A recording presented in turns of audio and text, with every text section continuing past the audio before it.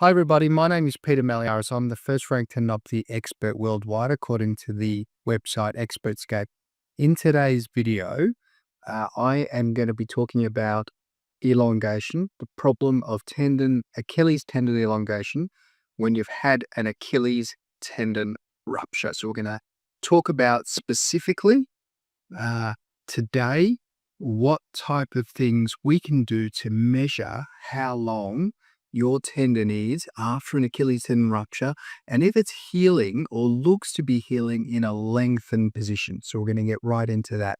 If you need specific advice or specific treatment, have a look at the description below where you can find all of my details. Okay, so let's get into this problem of tendon elongation. So in a number of the videos, I've talked about tendon healing when you've had an Achilles tendon rupture. And one of the biggest issues that happens is that the tendon just heals in a long position. We talked about that last time. We talked about, have a look at the previous video where I've talked about what are the problems associated with the tendon healing in a long position. But in a nutshell, basically the calf muscle is not able to function as it was before when your tendon heals in a long position. So it's really important that during rehabilitation for Achilles rupture, you try and prevent that as much as possible.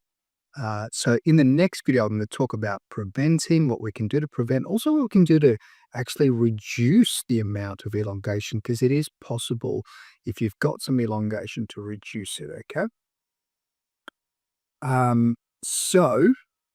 How do we actually know that someone has got a tendon that is lengthened? There's a couple of key measures that you can do. I'm going to talk through both of them, and we're going to show some images so you can see. The first one is a direct measure with ultrasound. So we do this measure routinely with our patients.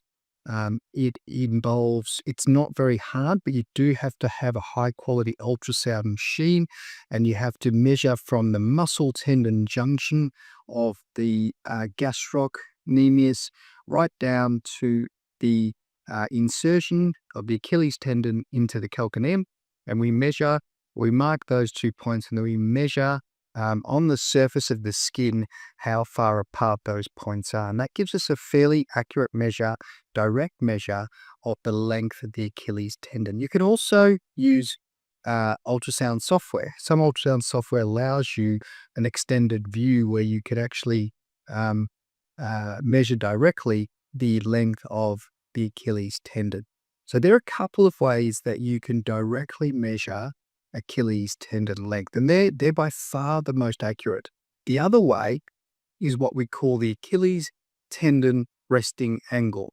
So this is where you're positioned on your tummy, and you've got your knee bent up, and your foot is just relaxed. So it's just in that relaxed position as it sits. When you've had an Achilles tendon rupture and you have got some lengthening, instead of sitting up like that, the foot sort of sits further down into a bit more of what we call dorsiflexion.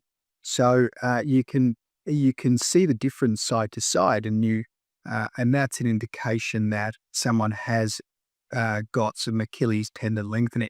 Now we can also measure that, and we measure the Achilles tendon resting angle. And I'll show you a picture of how we do that. It's not that difficult. You just have to get your landmarks right, and then you can get a measure of Achilles tendon lengthening. Now the important thing with that is it's an indirect measure. So that means that you're not directly measuring how long the actual tendon is. So what are the issues with an indirect measure?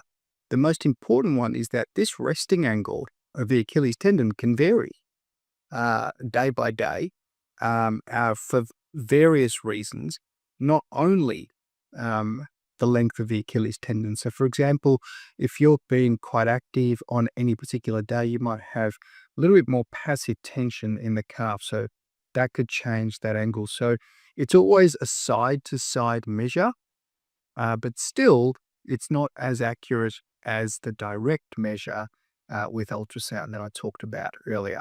Okay, So they're the two key measures that we use, and we track in patients to make sure that lengthening is not an issue. Now, the other thing I did want to mention is stiffness of the tendon. Stiffness is the resistance of the tendon to stretch.